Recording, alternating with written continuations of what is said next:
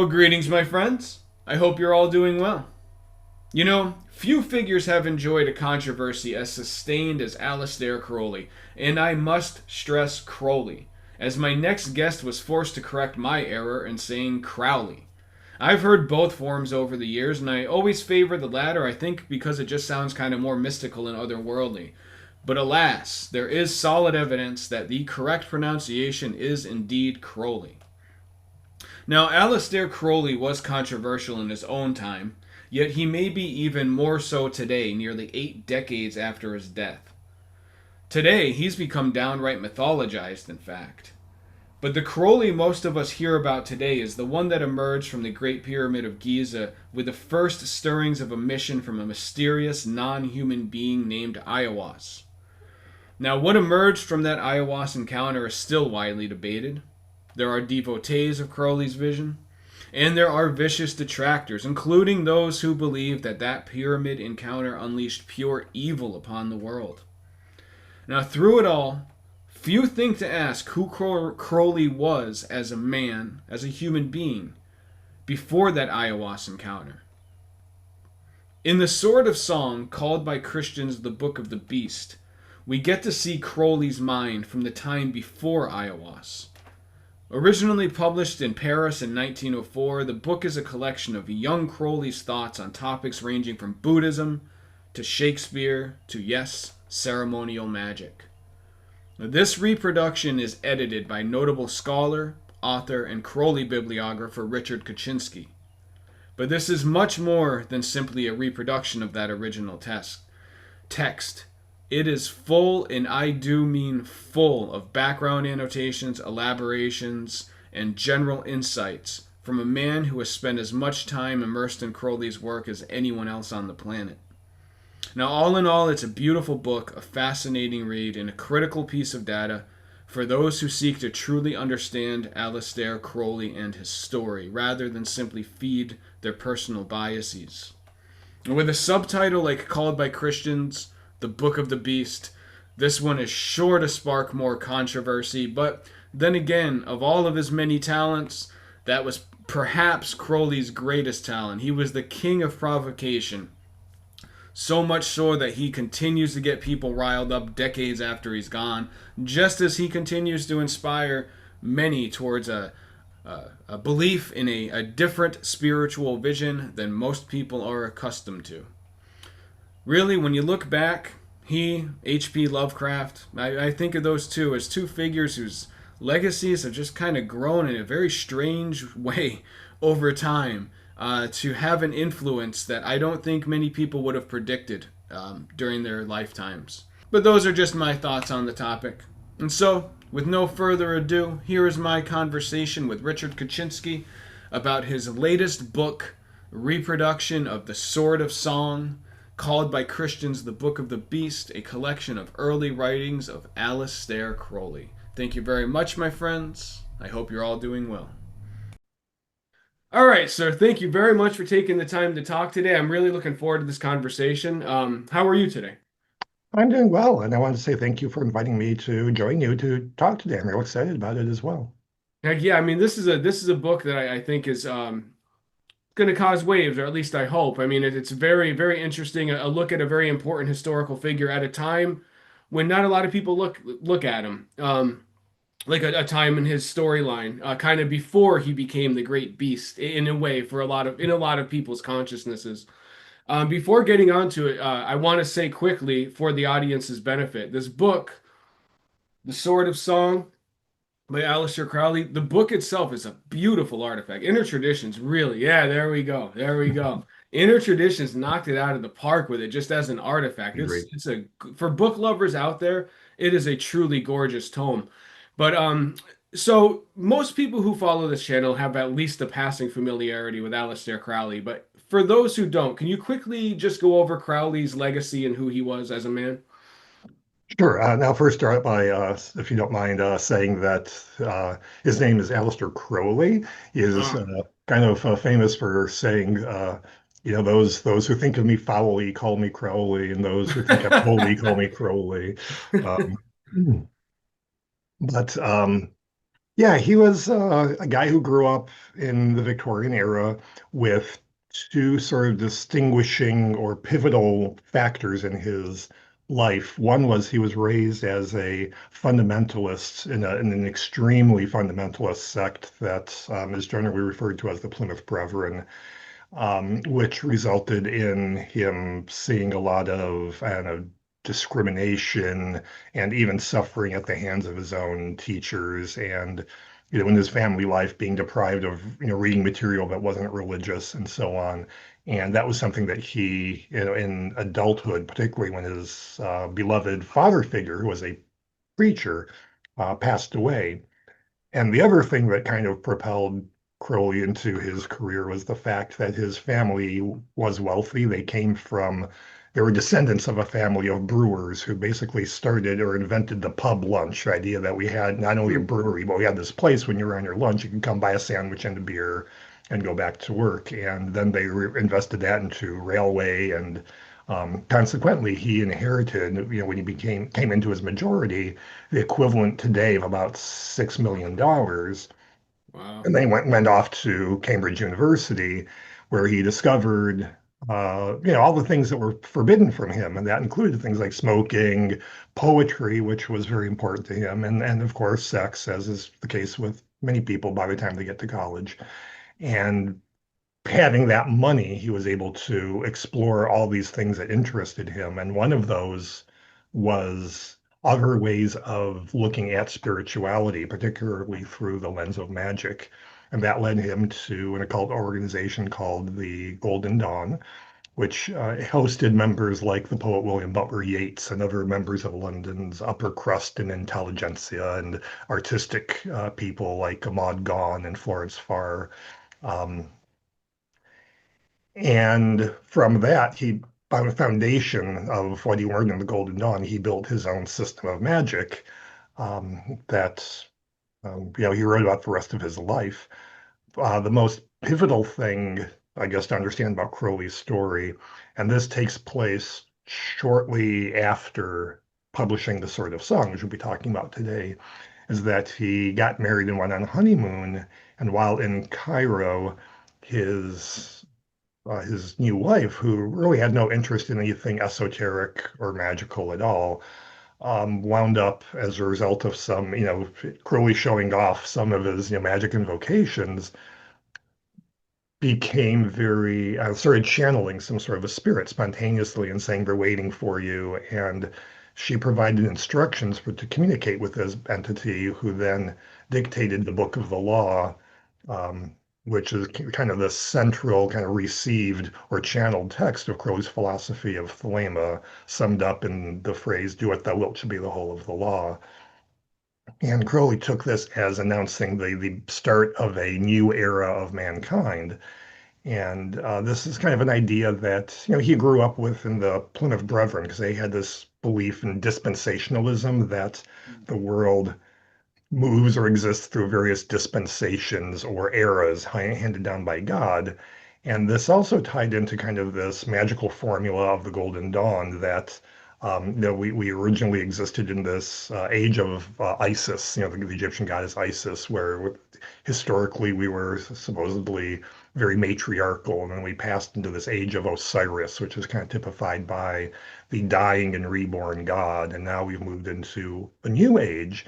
And the more recent, history, there's this talk about the New Age movement and the Age of Aquarius and so on. So this idea of a new era isn't exactly a new one, but Crowley believed that this text, which he spent his, well, much like his father, even though he wasn't, a fundamentalist in the Christian sense, Crowley spent his life kind of preaching his own word, that of the Book of the Law, and how to understand it and discover and do your will through the practice of magic. Yeah, that's so interesting because as is evident in this book, but through all of Crowley's writing, and that is funny what you say about the pronunciation. I've always said Crowley. I think it sounds cool. I think Crowley sounds cool. Ozzy Osbourne. But so like it's interesting because he's very critical of Christianity, and we'll get into that a little bit because I find his back and forths with GK Chesterton to be interesting. So it's really interesting to me that you tie it back to his kind of Christian fundamentalist upbringing that fed into his later beliefs. That's a really interesting insight. But so in the legacy, the instance that you just talked about, the the channeling, and ayahuasca, is that the accepted pronunciation? Sure. I read this stuff. I don't really get to talk about it much, so I sometimes get the Understood. pronunciations wrong. But that's kind of become like mythologized, and then the Jack Parsons, the Marjorie Cameron, all of that has it's taken on its own life even outside of like esoteric circles. But the Sword of Song comes from the era before that, and so Correct. could you please place the book in his lineage, in his life, and maybe a little bit about how it differs from that pre-mythologized era. All right. Well, there's a couple of things to say about Crowley to kind of set the stage. And I mentioned how Crowley discovered poetry, which is something that he loved when he came to Cambridge. And he became a poet himself and began writing a lot of poetry and self-publishing it because he had the money to do so. And one thing that a certain set of critics often pointed out was that he was obviously a devotee of Swinburne, writing poetry very much in that style.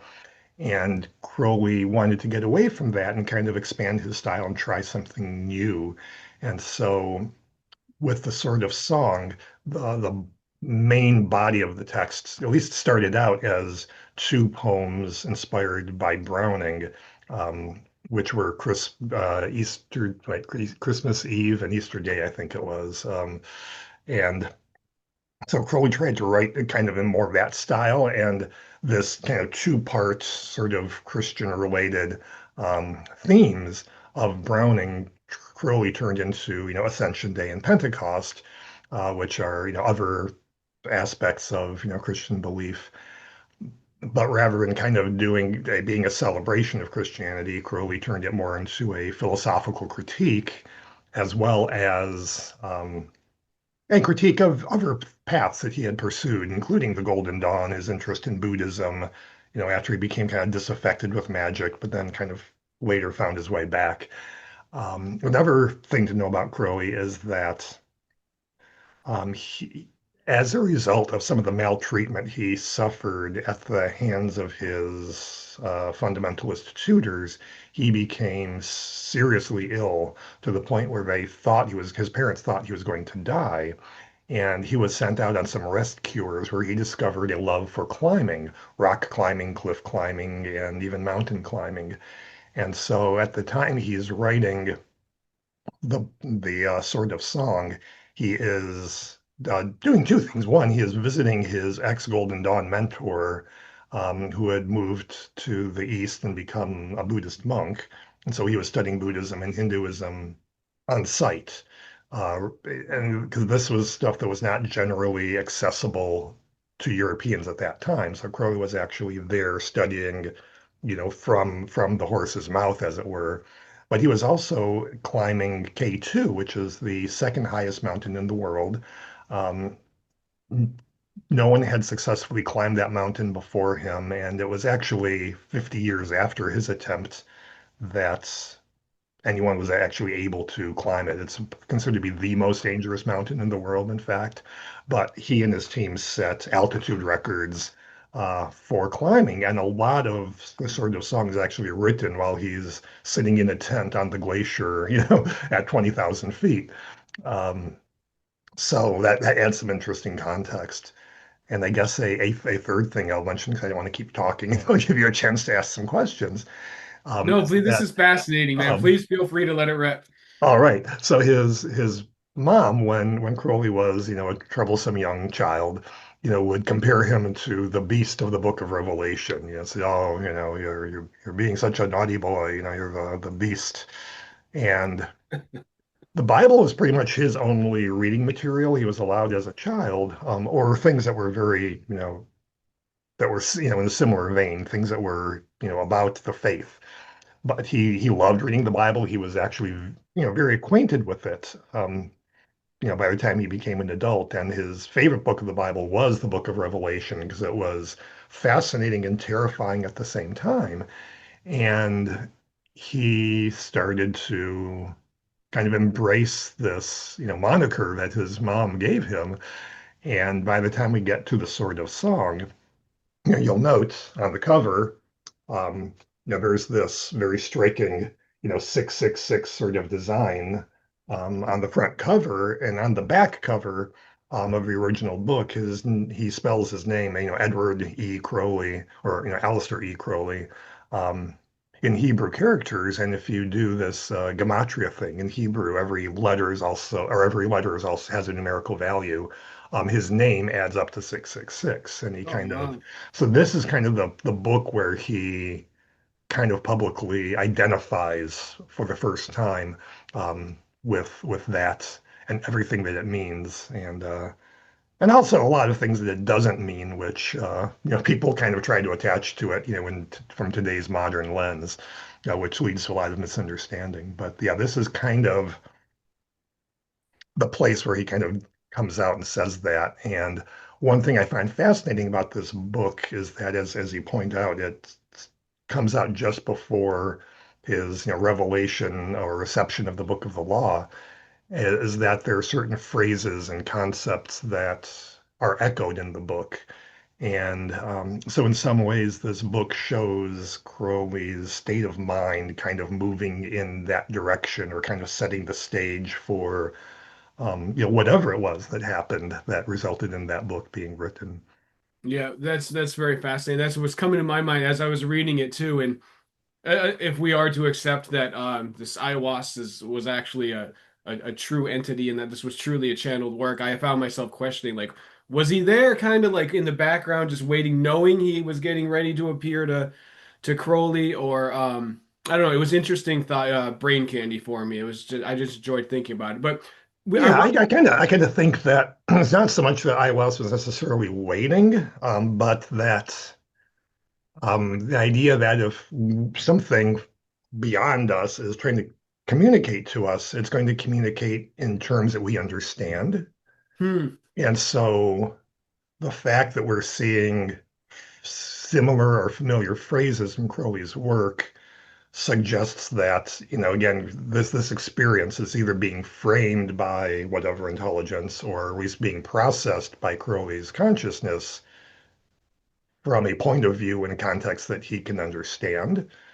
Um, and you're welcome to, the larger you is welcome to, agree or disagree with me. I mean, there's a lot of different ways that people interpret this reception of the Book of the Lost story, and it's to each their own. All right. No, yeah, I find that fascinating. I've been thinking about it like as I've been going through your book.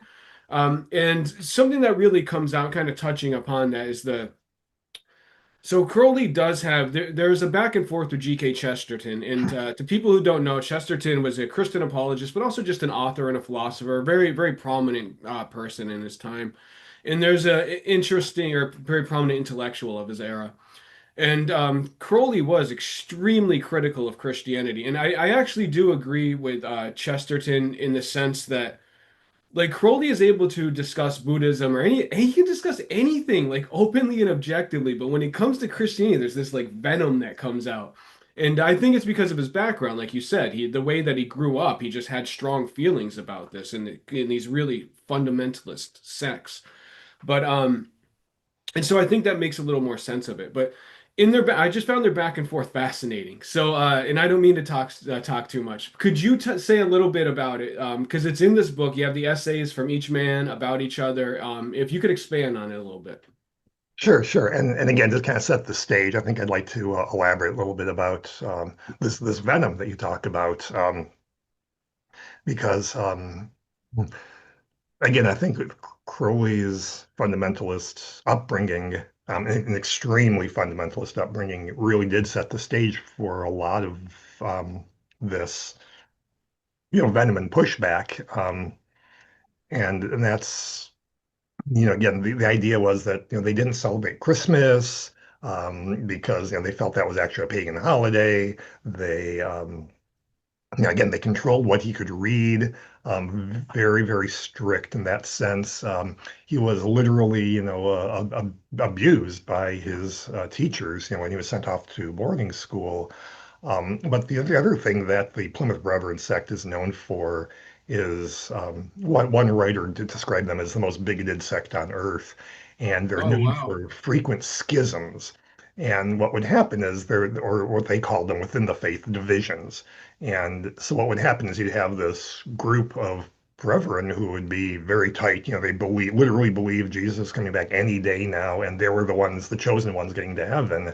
And then there would be some difference in doctrine, some small thing, and then there'd be a division. And then suddenly, half the people that were part of your extended family became sinners who were going to hell. And Crowley experienced this sort of division and breakup of his religious community um, multiple times. That And would be traumatic. I mean, that would be traumatic to a young person, yeah, yeah, and I think it kind of led him to ask, some questions about this. And then another thing that happened is, he idolized his father, and when his father died, and Crowley was about 14 years old, his mom tried to kind of step in and continue like sending out the pamphlets and stuff, and his uncle, Tom Bond Bishop, who was also very religious in his own way, um, also tried to step in and kind of fill that role of Crowley's father. And I think he kind of resented that, that, how dare you, try to replace my dad, my beloved, dad. yeah. And that led him to, again, a certain sort of backlash against the religion that was suddenly being, in an unwelcome way, foisted upon him. And then by the time he gets to Cambridge, he becomes embroiled in the agnostic and free thought movement, which itself, the whole point of that movement was to try to remove religion out of public life. The idea was that our laws and our policies should not be dictated by religious belief, but by science and evidence. And so all this together kind of feeds into Crowley's sort of, pushback against religion. And in his autobiography, The Confessions of Aleister Crowley, he writes, I did not hate Christianity, but the Christianity of the people that I hated. Hmm. So it wasn't, or I didn't hate Christ, but the Christianity of the people, that I hated. And so it wasn't so much the idea of, love thy neighbor, what have you, but the way that Christianity manifested into what he perceived as this really oppressive sort of dogma that invaded every aspect of social life, particularly in Victorian England. And Hmm. that's something that he was pushing back against. Um, which then leads us to, again, back to his poetry and GK Chesterton. And, Crowley in his poetry again is largely extolling the gods of other pantheons. And the Victorian era was an era of Egyptomania because, hey, I mean, Egyptian stuff is cool. It still is cool. And, but this is something that was fresh and new and exciting and again, permeated all aspects of Victorian society at that time. So Crowley similarly was interested. And his poetry, he's writing about these gods, Shu and things like that. And Shu is the god that holds up the sky in Egyptian mythology. And G.K. Chesterton, in one of his reviews, one of Crowley's books, says that, oh, it's, funny that, Crowley should be, celebrating a god whose name sounds like a sneeze. And perhaps one of these days he will come to appreciate the beauty of Brixton Chapel. And, Crowley kind of takes offense at that and then kind of pens this response to G.K. Chesterton and similarly makes fun about Bible stories being kind of silly. And so there's this back and forth between them, criticizing each other's dogmas, Chesterton trying to convince Crowley that there's something, that worthwhile that he should explore in Christianity and uh, Crowley, pushing back as hard as he can. The funny thing is, in not no spoilers here, but at the end of Ascension Day, the first poem of the Sword of Song, after going through this full philosophical critique and getting at the core of what Crowley believes Christianity was all about, and which Christianity in his day wasn't, Crowley declares himself the truest of all Christians. So there's a little bit of irony there, that you know, after all this back and forth with Chesterton, he, in his own way, saw himself as the truest Christian, even though Chesterton certainly would not have agreed.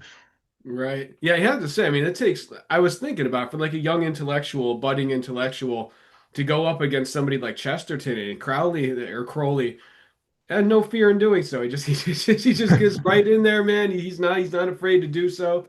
And Yeah, like I actually, it's said, funny. It kind of reminds me in a way of I haven't really watched all the footage, but I've seen this because it's all over social media right now. This was a 10 or 20 atheists versus Jordan Peterson. oh And yeah. these young kids just very assertively kind of, arguing with him. It was, again, just from the snippets I've seen on social media, yeah, I guess there's a parallel there.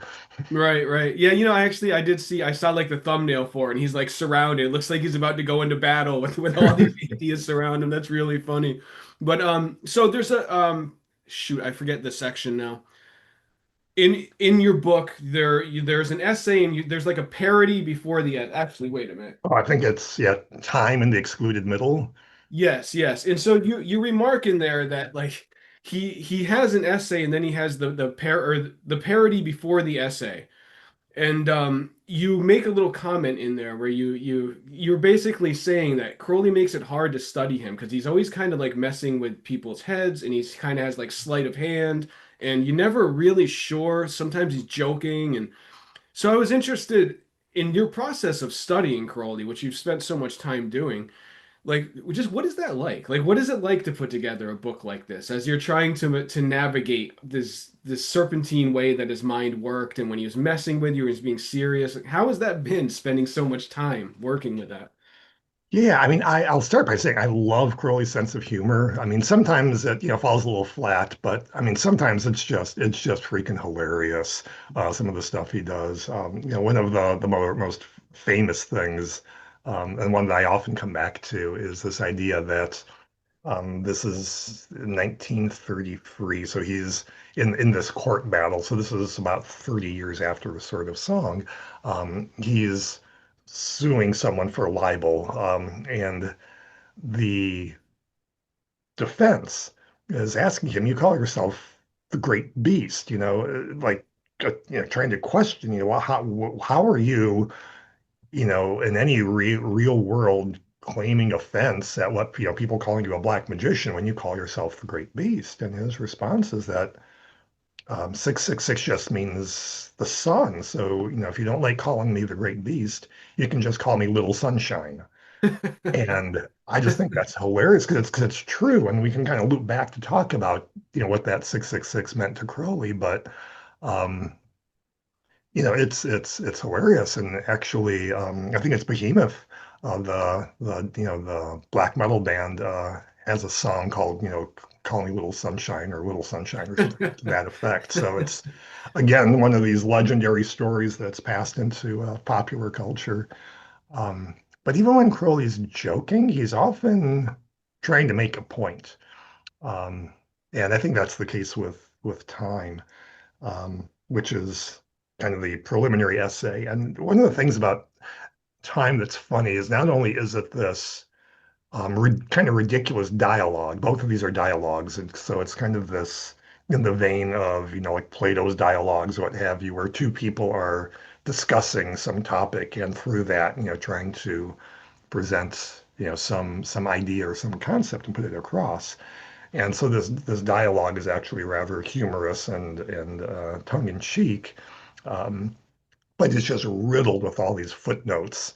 And the in fact, like the very like first, I don't know, the first page or first line of the dialogue has footnotes and footnotes upon footnotes, and there's so many of them that in this edition of the Sword of Song, all those footnotes actually had to go on the facing page of the first page because they just wouldn't fit all onto one page.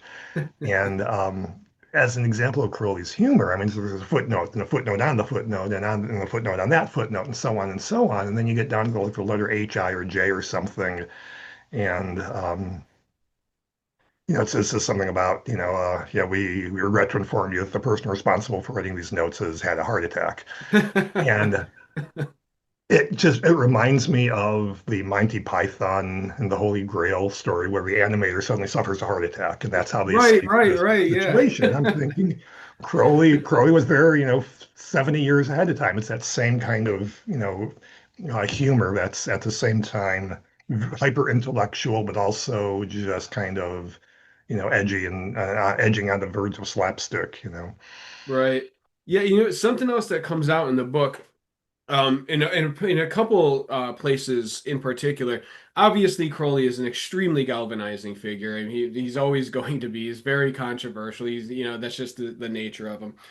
Um, but I think as a young man, I think people are, if they're going to give him like a fair assessment, something that really comes forward in the book is like, yeah, he definitely has a very venomous attacks on Christianity, which I think sometimes almost do become maybe irrational, but they make sense knowing his background. But he was also he was a very morally concerned person. Like his studies of Buddhism and and just basically like the right way to live and what like true spirituality is. People can disagree with however he went with it. Obviously, everybody is allowed to do that, but it's very clear in this book that his interest is very sincere. He was a young man who really wanted to know, like, really, why are we here? And really, what is right and wrong with a capital R and a capital W? And that comes forward in it a lot, mostly to me when he talks about Buddhism, because he's really trying to understand through this Buddhist lens, the Buddhism and science and all of this. He's really reaching for these things. And what are your thoughts on that? Like, what's your thoughts of Crowley as a young man as you read these Oh, writings? I mean, I absolutely agree with you. He talks about while he's in college trying to decide on a career, and he was, traveling in Russia and studying Russian with an eye on the diplomatic service. And he just has this epiphany at one point where, he just realizes that all this stuff is vain. It's lost very quickly in the sands of time. He says, I couldn't even remember the name of the last, diplomat or envoy to Russia in England or last, whatever politician, just that this is all very insignificant in the big scheme of things. And he realizes that the only things that are true and that endure are spiritual matters, and that and again kind of propels his study of alchemy and magic and alternative spiritualities, which ultimately leads him to the Golden Dawn. And say what you will about Crowley, like him or hate him, it's not my place to tell you what how to feel about him. My job is to just give you the facts and let you, the reader, make your own decision. But the thing I would say is that however you feel about him, Crowley was 100% genuine and sincere in his message. He inherited this fortune and basically blew it all, $6 million trying to promote and promulgate his message. And later in life, even when had run through his money and was kind of relying on this, again, this small allowance he was getting from his inheritance that was in a trust fund with his daughter, and kind of relying on friends for some of their generosity as well. Um, and being attacked by the yellow press and being downtrodden and basically finding it hard to publish his works um, because of these attacks, he never wavered in his belief in that, what he had to say, his message, and which basically comes down to that, again, often misunderstood statement, do what thou wilt shall be the whole of the law, which is not, as many people want to make of it, a call to hedonism or to do whatever you want. What it actually says is that we need to go through this process of self-reflection and self-understanding to find out what our true self is, what our role is in this life, what our purpose is in the large machine of the universe. And once we realize, who we are, what we're meant to be, to then put all of our energies into becoming that best version of ourselves, that person we were meant to be. Um, and he says that when you're doing that, when you're doing your will is in line with the universal will, and you have the inertia of the universe behind you. And I don't see how that's a controversial or problematic idea. It's a concept that does show up. I mean, in Christianity, people talk about I had a calling, Right. and again, finding your path, realizing what you're meant to do in this world. And that's really the gist of it. I think where Crowley perhaps differs is that this idea that everybody's path is unique and we need to give them the space and the grace to live their life the way they need to in order to fulfill their role in the universe. Whereas, a lot of other spiritualities have a set of rules you need to follow. And he's just kind of like, he's quoted as saying the first rule of the law of Thelema is mind your own business. Mm. You do your thing and you leave room for other people to do their thing. And I really sincerely believe that if people in the world today did that, there'd be a lot less hatred and discrimination and just these woes that are kind of tearing apart our society today. Yeah, it's funny because I study some yogis and some I am constantly reading and just following all kinds of spiritual ideas and philosophies. And there's a couple yogis who basically say the same thing. They say when you get connected with the universe, you start to channel the Shakti, and I believe it was the Shakti. Um, and you basically become this like this conduit, but it's individualized. Like you are your own divine spark, and you're not like everybody else. And so when the energy is flowing through you, you could do things that other people don't consider real holy, but that is your fullest expression as this divine, the singular manifestation of this all-encompassing divinity. And so it's interesting to me because they're expressing essentially the same idea, and I don't see people like responding to it with the strong reactions that people have to Crowley. So I just find that niche. I just thought of that while you were saying that because I was Yeah, just yeah. reading it a couple days ago. Yeah, I think there's this idea, and I may have the phrase wrong, but I think it's something like Digambora, where the holy men of India are seen to exist, or holy people of India, I should say, are seen to exist at this level that kind of transcends social convention, and so they're kind of allowed the space to be like these, crazy wisdom teachers and do as they will, um, because they're seen as operating at this, this level that's kind of beyond comprehension, and there's a similar idea that Crowley talks about. There's this idea in his magical system of there's like this abyss that you need to confront and cross at some point in your spiritual path, where on the other side of it, you become this teacher that's no longer concerned with your own spiritual advancement, but actually the advancement of the human race as a whole. Um, but I think one thing that also bears coming back to, just to amplify something that I said, is when uh, Crowley talks about, what is right and wrong for each person depends on what their true will is. One very non-negotiable concept there is that of non-interference with other people's wills. If you want the right to do your will, other people need to have that same right as Hmm. well. And um, so again, there's this argument of, well, what if it's your will to be a mass murderer? And it's kind of silly arguments like that. And it's like, well, no, because you're then interfering with someone else's will. I see. Basically it's just, you tend your own garden is kind of the idea there. Hmm. Yeah, that's really interesting. There is like a bit of a what you could call a moral guideline within that concept of do it that well. It's interesting. Just as a aside, like I asked Miguel Connor this too when I was talking to him about the Gnostic perspective, and I do feel like maybe to an extent these things have to be limited to a certain percentage of people because I don't know if the average if you just give this to the average person who's not going to really think it through deeply and seriously, they could take it in these ridiculous directions. And that's, I don't want to get stuck on this too much, but it's something I think about a lot because just because some of these ideas may have value to some people, it actually doesn't mean that everyone needs to have them. And perhaps trying to force them on people does create chaos. And so maybe there does need to be like layers of thinking about this.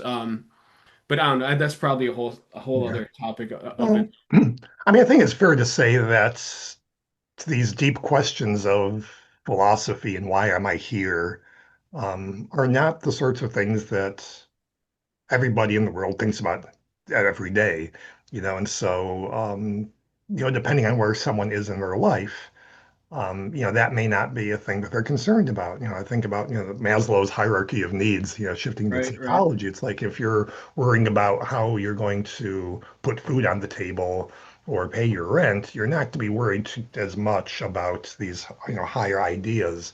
And, when people start to think about these things may, hit at different points in one's, life, or they may not hit at all, and I think that's worth recognizing. I think that's, kind of shifting gears a little bit. I'm currently wrapping up another book called Mind Over Magic, which is about the psychology of magic and occultism. And Oh, I interesting. find that a lot of like psychological research that looks into metaphysical beliefs tends to interview Psych 101 students, because typically they have to participate in some studies to get class credit.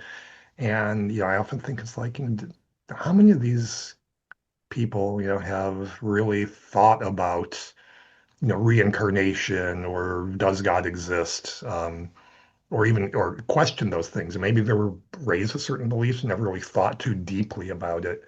And it's almost like, you're asking the wrong people these questions. Hmm. Right, I right. think the average college student is probably not, practicing magic or whatever. So, um, but again, that's neither here nor there. But yeah, I think, Right, right. um, Yeah. yeah, So just yeah, thinking so about sorry. this is going to hit people at different points in their life. Yeah. Right. Yeah. And I'm sorry, I feel like I kind of took it away from the book for a second there. I No, apologize. no, Just no. my mind was wandering. So, all right, there's getting back to the book and to Crowley fans in particular. There is the essay in the book about ceremonial magic, where it's like the perception of ceremonial magic from the initiate's perspective or something like that. It's very I find it very interesting. I read it multiple times. I'm curious because I think the fans of Crowley would be curious. Does that essay, like, how did his perceptions of ceremonial magic change from that younger era as it went on, or did it not? Does that essay pretty much encapsulate his thinking throughout his life? I think it's fair to say that his thinking on a lot of things has evolved over his lifetime, and I think that's one of the things that's perhaps challenging when you're talking about Crowley, because Crowley wrote a lot of things, said a lot of things, and it's easy to kind of cherry pick things that he said and make an argument. And rather than looking at the whole span of what he thought at what point in time and how that may have evolved. And what he talks about in that initiated interpretation of ceremonial magic essay is, this he kind of puts forth as kind of the psychological model of magic, that when you're working with a Goetia or something, summoning these demons or what have you, they're basically just kind of externalized manifestations or projections of aspects of your own psyche that you kind of need to confront and deal with and assimilate back into your own consciousness. And mm, Crowley later on kind of moved on from that idea to believe that these entities actually existed.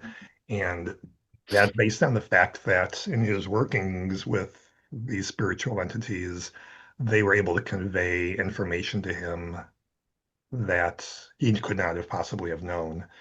And that actually starts with the Book of the Law, where there are riddles in the book and interpretations of the book that other people have discovered that he was unaware of, Hmm. um, that convinced him that there was more to this book than just him, um, and his subconscious mind. One of these examples was his student and heir apparent, Charles Stansfeld Jones, who went by the name Frater Akkad, discovered this key that was based on the idea of the word not, which in Hebrew was the word lo, which is the reversal of the word El for God, and they Hmm. both enumerate to 31, and there's all this complex numerology around that. But the idea that when you see this word not, or the negation, um, in the book saying you shall know not, it's actually you will know this key, and this unlocked a lot of interpretation problems that Crowley was having with the text, Hmm. to the point that Crowley actually changed the name of the book to, Liber El, based, which, has this value of 31. And another kind of perhaps a more approachable anecdote is that at one point Crowley was trying to puzzle out how to spell the word therion, which was the Greek word for beast that appears in Revelation. And he wanted to figure out how he can transliterate therion from Greek letters into Hebrew letters so that it added up to 666. And some reader of this magazine, the International, which Crowley was editing at that time, wrote in and said, "Oh, well, here you go." And Crowley went, "Wow, I've been trying for years. I couldn't figure this out, and here you have. And what's your name?" And the author's name was Samuel Iwas Jacobs. And Crowley's like, No holy, way. it's like, holy No shit. way. You know, I thought this was like a made up name, and it's an actual real name. And so, there was this correspondence. He says, how do you spell your name, in your native language? And you know, Jacobs, responds, and Crowley does the numerology, and it adds up to 93, which is the values of love and will, and it's like the key number. And Crowley was just, his mind was just blown. He says that this couldn't possibly be, a coincidence. There is that convinced him that there was some larger consciousness at work, That's with this amazing. transmission of the book than just his own. That's amazing. I Yeah, never heard that. That I mean, how could you not be totally convinced after that happened? I mean, how could you not be? And we're going to get back to the book. We have a little bit of time left, I promise. But I have one quick question I have to yeah. ask.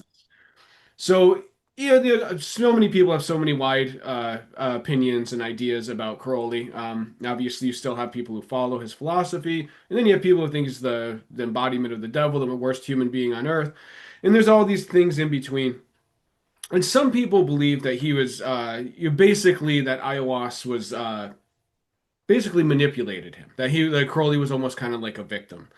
Now, I don't want to get into the whether that you agree with that, but I am curious. Was there ever a time, because Crowley suffered a lot as he was like promulgating his philosophy, or it seemed to me anyway, like in his later years, was there ever a time when he began to wonder if he had been manipulated or used in any way? I don't think manipulated or used. I don't think that was ever in doubt. And again, I think the underlying message here is, as we talked earlier, is a reasonable one. Discover your will and do it. Um, but Crowley certainly went through trials and tribulations in his time, where he wondered, what the gods, the secret chiefs, the masters, whatever you wanted to call them, what the point was, and had the gods abandoned him, or was this some sort of test that he was, they needed to endure through? And there's one point where he goes on like a general strike. He says, "I'm not going to, be your messenger anymore," at least for a little while until things turn around. So I think he certainly had his dark nights of the soul, and the troubles that he went through really did were hard. There are people who will tell you that Crowley loved bad publicity, any publicity, and that's just not true. Hmm. There's, and I think that's demonstrated by the fact that, when people did accuse him of being a black magician, he tried to sue them for libel. When he was in Chafaloo, where basically he was running this Thelemic commune called the Abbey of Thelema, one of his young students who came there drank some contaminated water and died of enteritis. And the press back in England just ripped into Crowley, and that's where this little title, "The Wickedest Man in the World," came from. And people tell you that he gave himself that title or he embraced that title, and he absolutely did not. I mean, there's Hmm. all this correspondence and there's that survive him writing notes in his diary where he's kind of taking apart and dissecting these newspaper stories and showing how false they were. But he felt that he was again stuck in Chafee. He didn't have the money at that time. He was flat broke, and he felt like he couldn't travel back to London, and even if he could, he didn't have the money to pay a lawyer to defend him. So he just kind of felt that again, defenseless against this, onslaught against him. Um, so yeah, okay, I'm just trying to think what the question was. So yeah, No, he I think definitely yeah, that he had his trials and tribulations, but right, right. I don't think he ever really questioned his calling Okay. or thought that he was being manipulated. I think it was just more like trying to discern what it is that what was the plan, what did the gods have in mind for him at this particularly difficult point in time. Okay. Yeah, I've always been curious about that because I always had the impression, like you said, hate him or love him. He meant what he said, and he devoted his life to it, and he suffered stings and arrows for it. And that's why when I see people, you can have all kinds of criticism for about the guy, but like when I see people act as though he was like a huckster, it's like, man, I don't know how you can say that. The guy dedicated his whole life to this. Like, I don't think that's a fair assessment at all. But Yeah, yeah. I mean, I think in response to that, it's worth saying that like when he was publishing like the Equinox, which is this book-sized periodical, and some of his other works, he made a point of selling them at cost because he did not want to be accused of profiting off of hmm, magic. And Crowley certainly was not, living high on the hog in his later days. So it's not like he was trying to, make a lot of money off of this. I think it's, pretty remarkable, and it speaks to this that at the time that he died, he had a lockbox under his bed that was filled with money from subscriptions for his next book from his readers, and that was money that he was setting aside and saving for to publish the book. He was not spending it on himself, and so yeah, I think it's really worth highlighting this fact that, again, love him or hate him, he was absolutely sincere and he never wavered from what he believed his mission in life was, regardless of how much the press, the public hated him, how whatever financial hardship he was under. Um, he just, as his magical motto, Perdurabo, means in English, I shall endure to the end. And he absolutely did. hmm. Yeah, and that sincerity and that passion comes forward in the Sword of Song, in the book that we're discussing right now. As this young man, most young men don't think that way. Most young men don't have that. The guy wasn't messing around. He was real. He was sincere in his quest. But so as we're coming to the end here, the last question I want to ask, I think one of the last American men left who still reads poetry. I love poetry, and I was really amazed at Crowley's his. He wasn't just scribbling lines; like he really studied poetry and he had thoughts about poetry. And even Chesterton, actually, even though he was responding like to his criticism, even Chesterton had something good to say about Crowley's poetry. So it's good. It's good poetry. Um, and even in the Sword of Song, even how you get to see Crowley's thoughts on Shakespeare, which are very interesting. So, could you just speak a little bit about that and people who might be interested in seeing that side of Crowley? Yeah, yeah. I think one thing to bear in mind is Crowley was very prolific. By the time he was 30 years of age, he was publishing a 3-volume set of his collected works, reproducing them in these small typeset double column pages. So he had published a lot of stuff in his lifetime. And I think by the end of his life, his bibliography, of books and things that he published was about 150 entries. So he wrote a lot, and because he had the money to do so, he self-published a lot of his stuff, at least a lot of his early stuff. And some people have said that Crowley perhaps might have benefited from having an editor because whatever he wrote, he published. And I think as a result of that, some of his poetry can be pretty uneven, but at the same time, focusing on his really good stuff. I mean, it is really good. I mean, even one of his friends, JFC Fuller, who parted with him at one point to kind of separate himself from the controversies around Crowley and kind of protect his own career. At the end of his life, basically said that Crowley was one of the most brilliant of English poets ever, and Wow. um, and so I think if you're interested in his poetry, Crowley does, he is serious about it. Some of his stuff is fantastic. I think some of the things that Fuller particularly liked himself was there's a set of four poems that he wrote for his wife Rose. And it's like Rosa Mundi, Rosa Celli, Rosa Inferni, and I'm forgetting the fourth one, but those are beautiful poems. There's a poem called La Gitana in um, his collection Kongsam Pax, which is kind of the a sibling to the Sword of Song that which he published a few years later. And at the end of his life, he published this book called Ola. It's subtitled "An Anthology of 60 Years of Song," and it's Crowley's personal selection of poetry across his lifetime that he thought was worth collecting together, kind of as his last statement of himself as a poet. And that would be a really great place to look if you really want to know more about his poetry.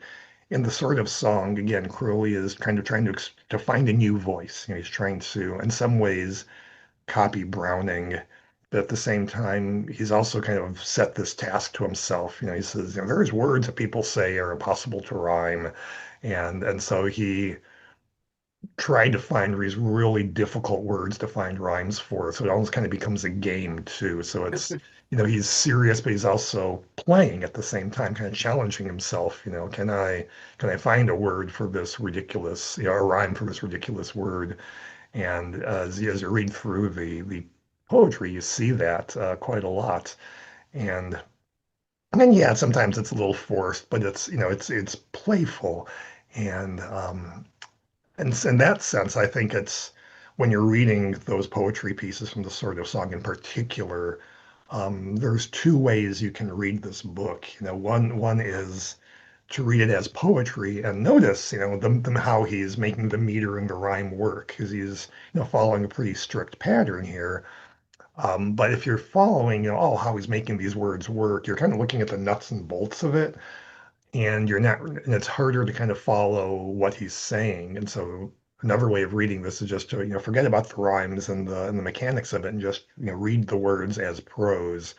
Um, I did that when I was kind of proofreading the text, and I was kind of surprised how different all of the material struck me than when I was reading it as poetry. So kind of go at it both ways, because it was really valuable for me to do so. Yeah, I noticed the one. It's all full of references to like various esoteric thinkers. Like I think it says the Rosy Cross, referencing the Rosicrucians is in there. Yeah, very interesting stuff. But man, thank you so much for this. Now, in addition to this book, which the for everybody who wants to purchase it, the links will be in the captions either below the video or wherever to Spotify, wherever whatever platform you're looking on, wherever the descriptions is for that, you can get to this book. In addition to that, do you have any other projects or anything else you would like to share with the audience? Well, I mentioned earlier that I have another book in the pipeline called Mind Over Magic, which should be out this fall. The idea of this book is I'm looking at actual peer-reviewed research in psychology whose findings have some bearing on what occultists or magicians do.